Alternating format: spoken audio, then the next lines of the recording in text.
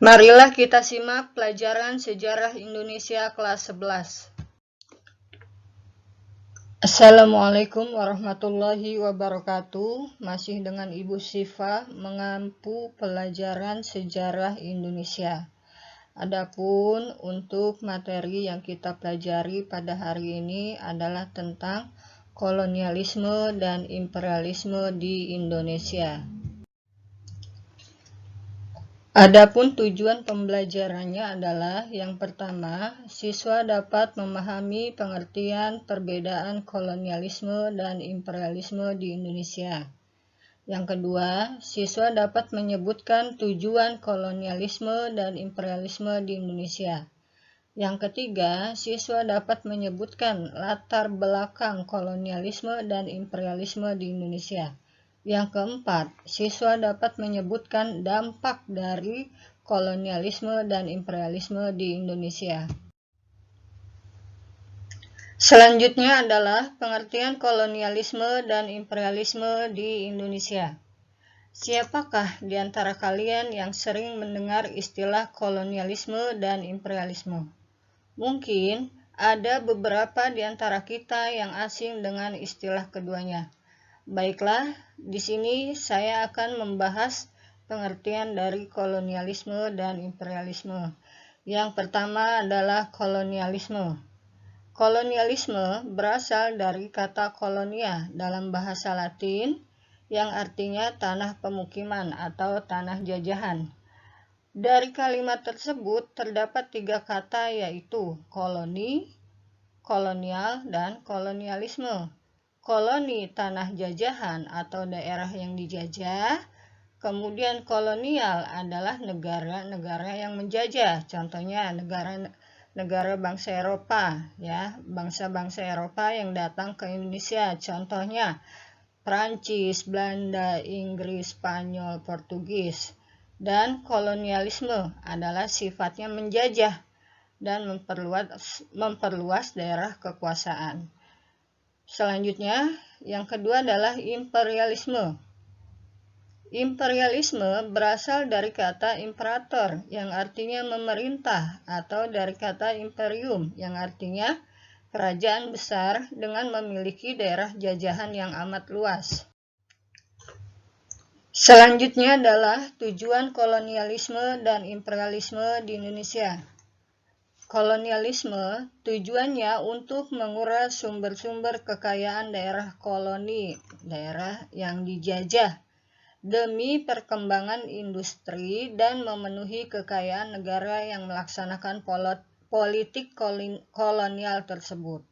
Sedangkan imperialisme tujuannya adalah melakukan penjajahan dengan cara membentuk pemerintahan jajahan dan menanamkan pengaruh pada semua bidang kehidupan negara yang bersangkutan di daerah jajahan.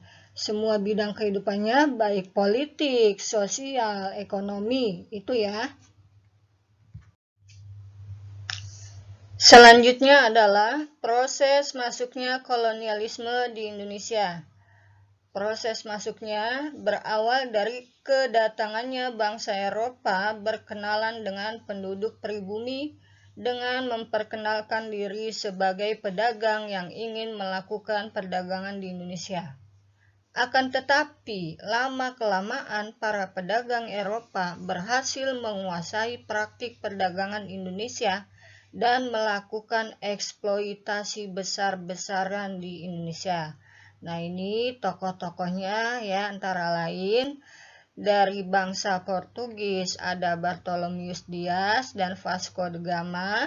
Kemudian dari bangsa Spanyol ya, negara Spanyol ada Christopher Columbus dan Ferdinand Magelhaens. Kemudian dari Inggris ada Sir Francis Drake. Kemudian dari Belanda ada Cornelis de Houtman dan Jacob van Eyck. Selanjutnya, latar belakang munculnya kolonialisme dan imperialisme di Indonesia. Yang pertama adalah runtuhnya Kekaisaran Romawi. Yang kedua, perang salib atau disebut juga dengan perang suci, perang agama yang berada di Asia Barat dan Eropa sekitar abad 11 sampai dengan abad ke-17 yang disokong dan diarahkan oleh Gereja Katolik. Kemudian yang ketiga, jatuhnya Konstantinopel ke umat Islam. Dari ketiga poin tersebut, bahwa Kekaisaran Romawi Timur jatuh, Konstantinus 11 selaku raja pun terbunuh. Dan inilah lahir cikal bakal Istanbul. Jatuhnya Konstantinopel menandai akhir perang salib yang berkepanjangan yang pernah terjadi di bumi manusia. Demi memperebutkan hegemoni dan kekuasaan dengan balutan panji-panji agama. Timur melawan Barat, Utsmani kontra Romawi, Islam melawan Kristen. Tidak sampai setengah abad setelah Konstantinopel diambil alih oleh Turki Ottoman, perang salib pun benar-benar usai. Namun, dampak jatuhnya Konstantinopel jauh lebih dari itu. Inilah sinyal perubahan besar yang bakal dialami peradaban manusia sekaligus masa peralihan dari abad pertengahan menuju abad modern. Yang selanjutnya adalah penjelajahan samudera dan perkembangan ilmu pengetahuan. Adapun faktor-faktor yang mendorong terjadinya penjelajahan samudera antara lain, yang pertama adalah Reconquista. Apa sih Reconquista itu? Reconquista adalah semangat pembalasan bangsa Eropa terhadap kekuasaan Islam dimanapun dijumpai sebagai tindak lanjut dari perang salib.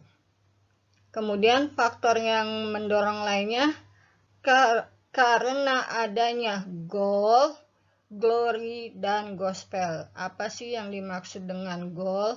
Goal yaitu semangat untuk mencari kekayaan atau emas.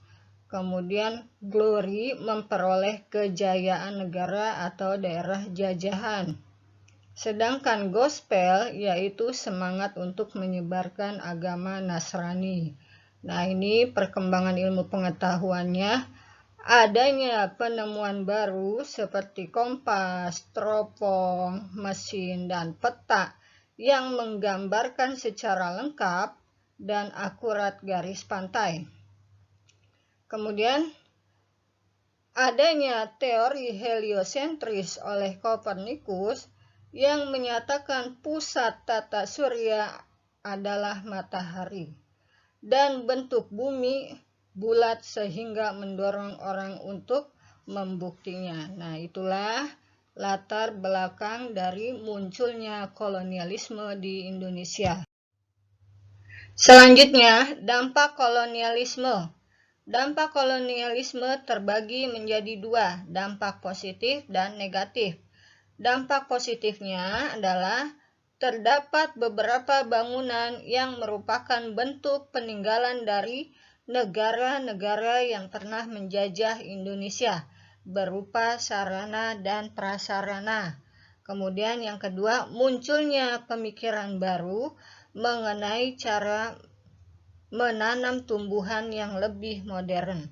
Kemudian yang ketiga, adanya reformasi dalam bidang pendidikan lokal yang disebabkan oleh adanya interaksi antara sarjana-sarjana Belanda yang tidak memiliki kepentingan dengan penjajahan.